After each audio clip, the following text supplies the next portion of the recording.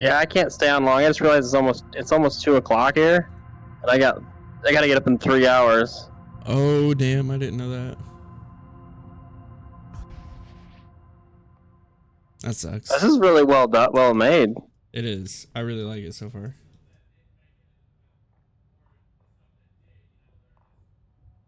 I don't hear Commander. I can hear him talking. You have to be in the same room. If you have to be in the same room as him. Yeah.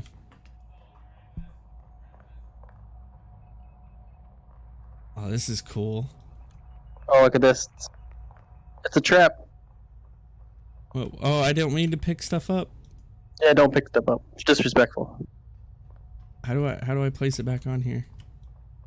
Throw it really hard. I broke it at it. Oh no. Ah, it's fine now.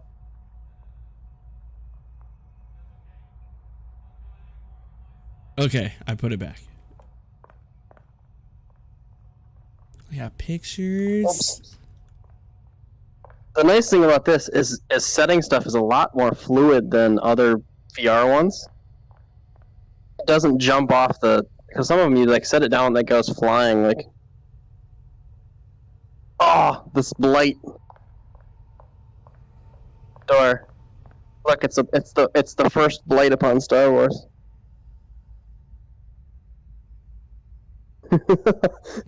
This museum is awesome. Followed by the holiday special, and then the Force Awakens. All right, I gotta go. It's been fun. Have a nice night, guys. Yep, I'll see you later, man. Probably. That's when you're planning on revealing the stuff or doing more with this, right? All right. So what, like 6? I think it's 6 my time. All right. Alrighty. Other artists contribute to the costumes of Star Yep, Wars. have a nice night. Joe Johnston. Yep, I'll see you later. This collection shows some of Johnston's concepts for the citizens of Cloud City and Empire Strikes Back. Note the literal stamps of approval from George Lucas. What? It's so cool. Phil Tippett created some of the earliest designs for the extraterrestrial patrons of the Mos Eisley Cantina. His sketch of the Duros alien demonstrates the planning of proportion to a human head prior to sculpting the mask. Joe Johnston also contributed to the alien inhabitants of the Star Wars galaxy. This selection of sketches includes early concepts for Empire Strikes Back, including Yoda, the Ugnaughts, and Wampas. Hundreds of drawings were done for every element of the Star Wars franchise. It's cool, like it's an actual piece of paper. As you can see by the numbers next to the signatures. I want to play the first voiceover because I didn't know they had that. Costume designer John Moyo was also hugely responsible for cementing Star Wars in reality. Shedding the preconceived notions of silver spandex suits and bubble-headed helmets, Moyo pulled his expertise in military uniforms to create the Oscar award-winning look for Star Wars. His philosophy was the audience shouldn't notice the costumes, so he worked within very familiar styles of attire while still adding a hint of futuristic flair. Once he was satisfied with the costume style for a particular character, he would photocopy his line art and do multiple color renderings until he found the combination that worked best. Neat. I'm gonna take a look at the rest of these. They're supposed to be the Ewoks?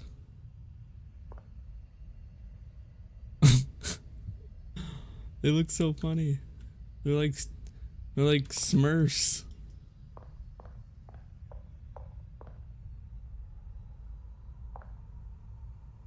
Oh, that's cool.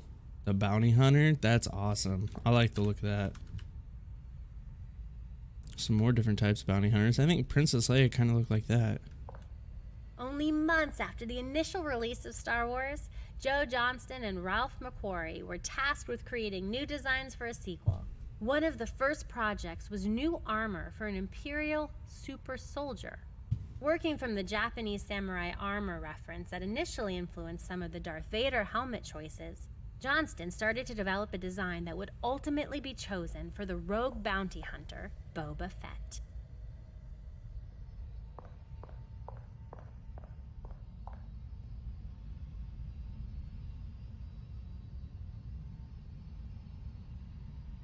One of the most appealing aspects of Star Wars is that it makes the viewer believe they are witnessing events in another galaxy.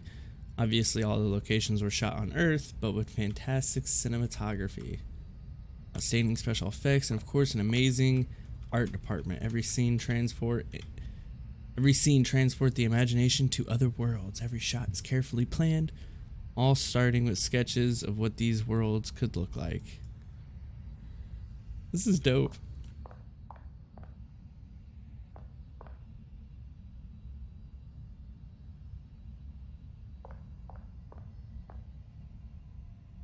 And some more Joe Johnston stuff. At first glance, you might think that these drawings are of Darth Vader's castle on Mustafar from the 2016 film Rogue One: A Star Wars Story.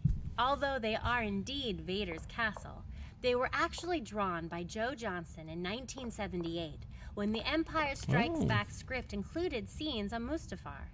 These were ultimately cut before filming started. Sad face.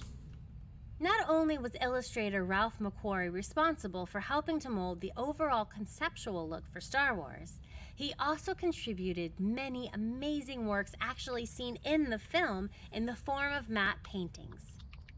These were highly realistic paintings used to extend a set within a shot, add a planet in the sky, or create a background that couldn't exist in real life.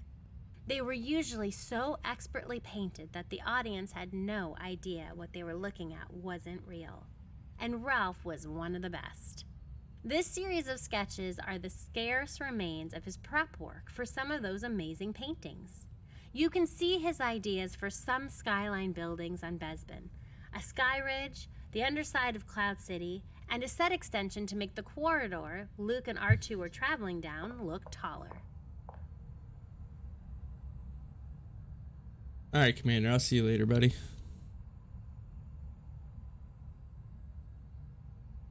It was fun, though. I definitely enjoy this.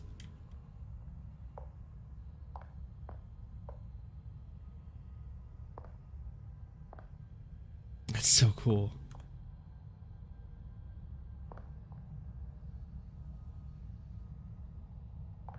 Oh, what is this? The Rebel Base Service Gantry Plans and Elevation Blueprints.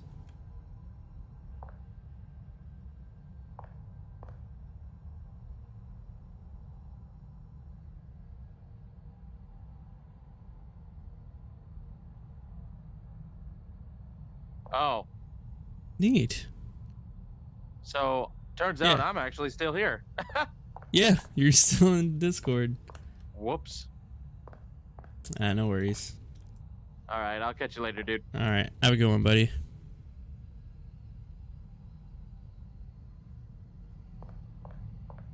How big is this museum? Just like the vehicles, sets in Star Wars all went through a multi-tiered design process. Concept designers at ILM would do numerous renderings of possible looks for each environment, from which George Lucas would pick a direction. More renderings would be done to refine that look, and then go to Elstree Studios in England, where the art department would do detailed schematics of the sections of the environment that would actually be built on stage.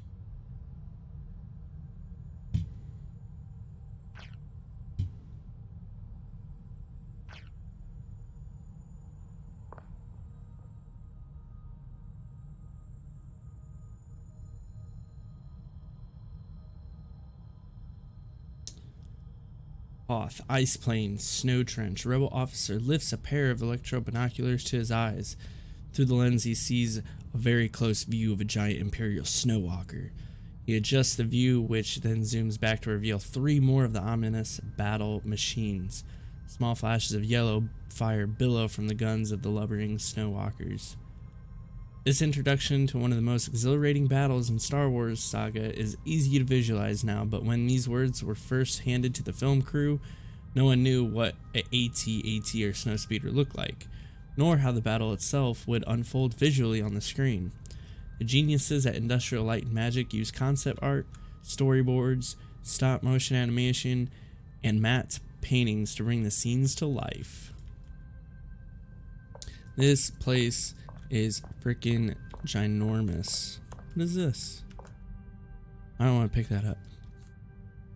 Surface gauge from AT sequence.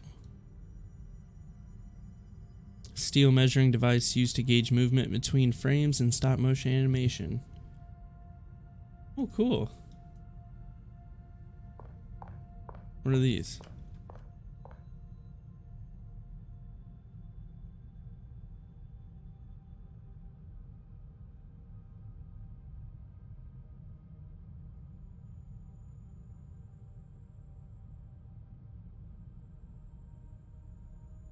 Are these like the instructions for this, for the animation? Keep ass level front only, down up. I think these are the instructions for it, like what to do.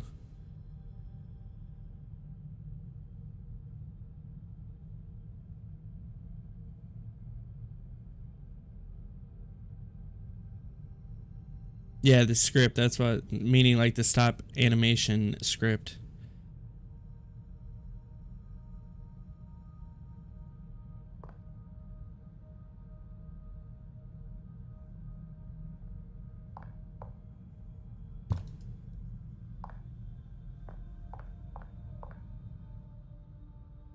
Storyboards from Empire Strikes Back. Storyboarding is the art of translating a film script into a series of images that represent each shot to be filmed. Depending on the director and style of the movie, a single scene could take one storyboard or hundreds. In the case of the Star Wars saga, which involved so many special effects, locations, and camera tricks, thousands of storyboards were created. As the script was edited and pre-production progressed, many scenes were altered or cut, requiring new boards to be drawn and old ones discarded. This collection of boards by Joe Johnston feature many omitted ideas from the Empire Strikes Back Battle of Hoth sequence. In particular, note the Mobius-style headgear on the snowspeeder pilots and the appearance of Boba Fett in the Rebel snow trenches. What, Boba Fett in the snow trenches?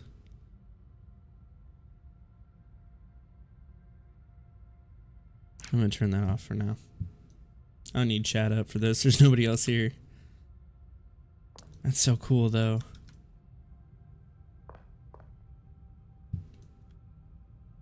Oh, see, yeah, Boba Fett here in the snow trenches. We didn't get to see that scene in Empire Strikes Back.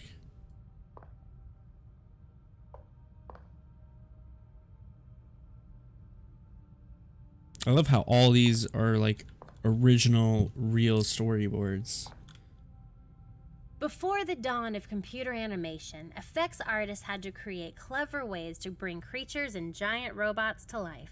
One of the most successful techniques is known as stop-motion animation, most famously used by the great Ray Harryhausen on films such as Clash of the Titans and The Seventh Voyage of Sinbad.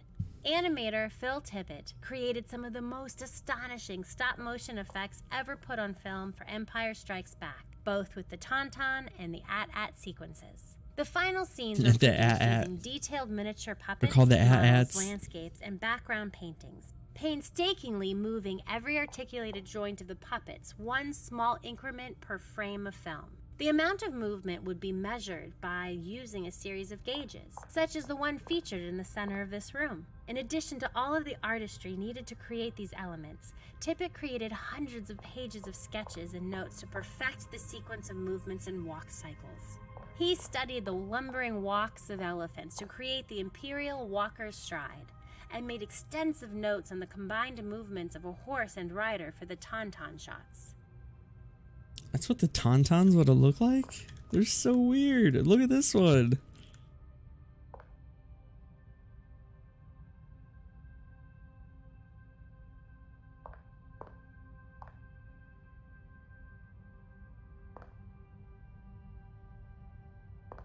Incredibly detailed. I love how the pieces of paper have like wrinkles in them.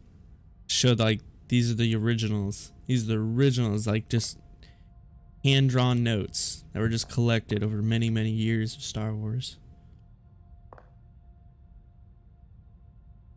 So neat. Alright. I think we're done with this room, right? Yeah. Oh, they got more shit up here. What is this? Behind the scenes sketch.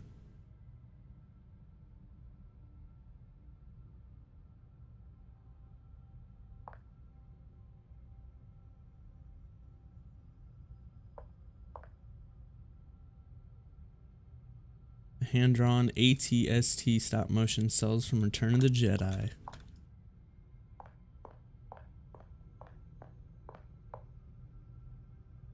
Beyond the theater, Star Wars may have started off as a one-off feature film, but it very quickly moved beyond the silver screen.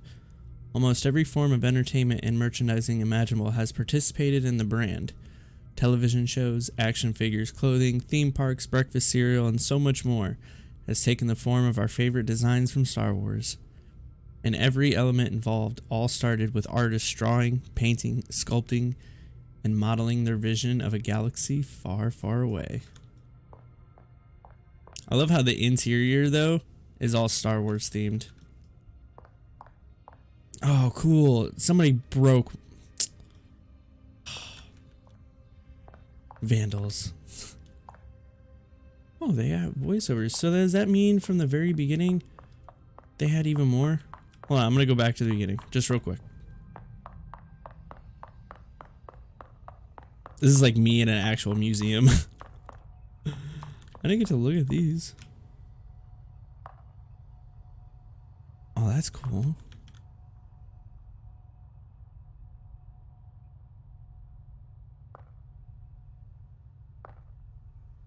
Yeah, we missed some stuff. I'm sorry, guys. We'll go back and go through it now. After cementing a concept for each craft, Cantwell produced various color illustrations of the spaceships in action. Khan states that his inspiration for the X-Wing were a throwing dart and a dragster. The Star Destroyers were based on aircraft carriers, and Lucas requested that the TIE fighters have solar cells to charge their twin-ion engines. After reading the script, Cantwell believed his main mission was to create distinct visual cues for the audience to be able to instantly distinguish the good guys from the bad guys during the intricate dogfight-style battles the director had planned.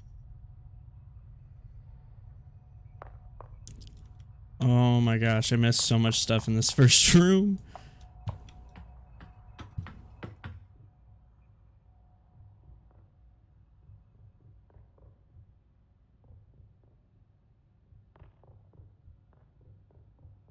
I also think it's really neat that this is the dock door for the Millennium Falcon.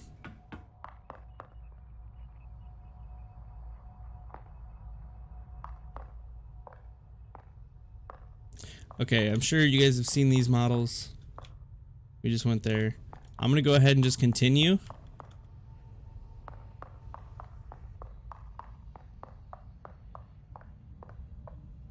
And just go back to where we started.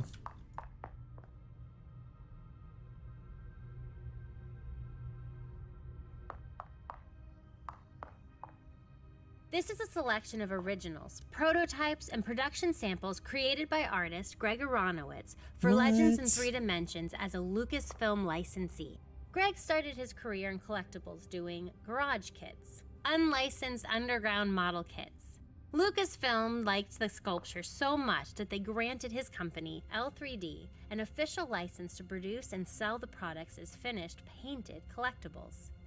A few of these prototypes were never produced, such as the bust of Admiral Akbar. The original sculpture is the only one that exists. The partial cantina scene was the first prototype for an expanding collection of the entire cantina that would be sold through the Hamilton collection in 1998. Although mailers went out to solicit sales for the product, the project was canceled when the distribution company was purchased by a larger entity. Stop breaking stuff. Admiral Akbar. That's neat. Cantina scene. Obi-Wan Kenobi production.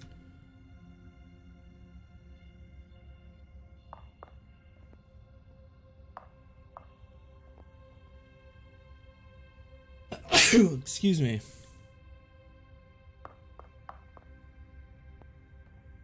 That's a little videotape. The Ewok adventure. Now where does this X-Wing fighter go that I have? I broke it at it.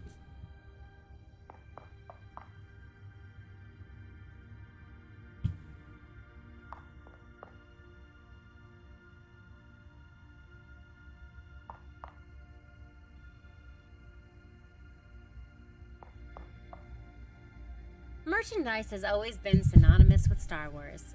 Ever since Kenner sold the Early Bird Special, an empty cardboard box with a certificate promising action figures at a future date. Fans who kept their 1977 boxes intact have an invaluable prized possession today, sought after by collectors worldwide. Clearly, packaging is as important to the brand as the product itself, and has opened a channel for more amazing Star Wars art. This collection is packaging art by the legendary Drew Struzan for Legends in 3 Dimensions, a collectible sculpture house helmed by Greg Aronowitz, a Hollywood artist and the curator of this museum. Drew created the initial composition to present to Lucasfilms for approval before doing the final illustrations. The only note he received was to remove the lightsaber hanging off the belt, because George Lucas felt that Greg, quote, wasn't a Jedi yet.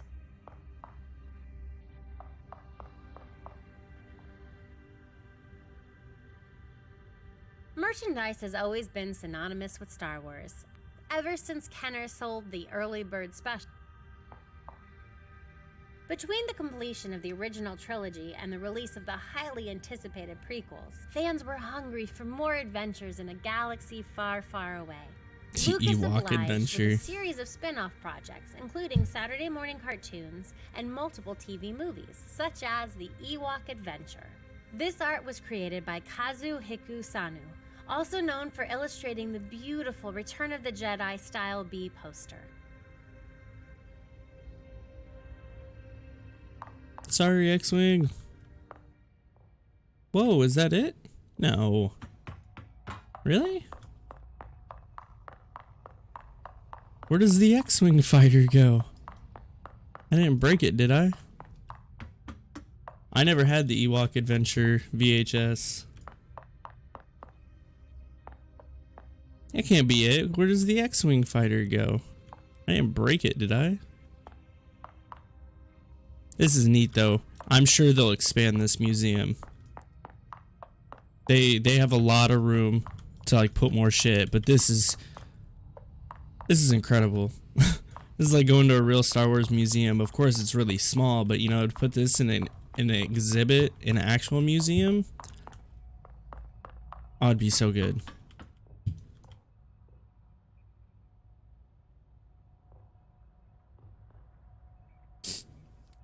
This is actually a private collection owned by a friend of Linden Lab.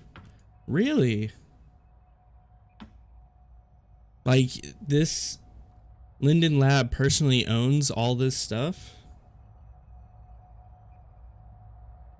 And you guys put it into a virtual world? That's so cool. That is so cool.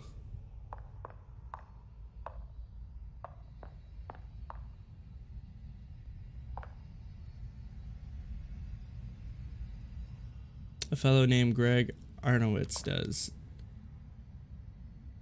Yeah, so all this is real stuff he owns. We just built the virtual museum.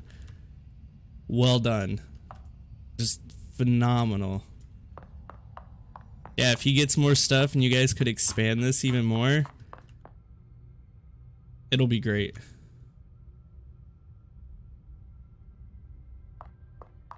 Like, great job. No, I haven't seen the Star Trek worlds yet. I literally just downloaded this game because a friend of mine told me about it. So I got it. I did the first couple of quests, and then I did the Star Wars museum because we're all Star Wars fans. So he's like, you know, there's a Star Wars museum that you can go to. I was like, great. All right, let's give it a shot. Unfortunately, he left a little bit ago, But you know, I took my time exploring, doing all the voiceovers. It's great. I absolutely enjoyed the museum. But yeah, if you have Star Trek worlds as well, I think that'd be amazing.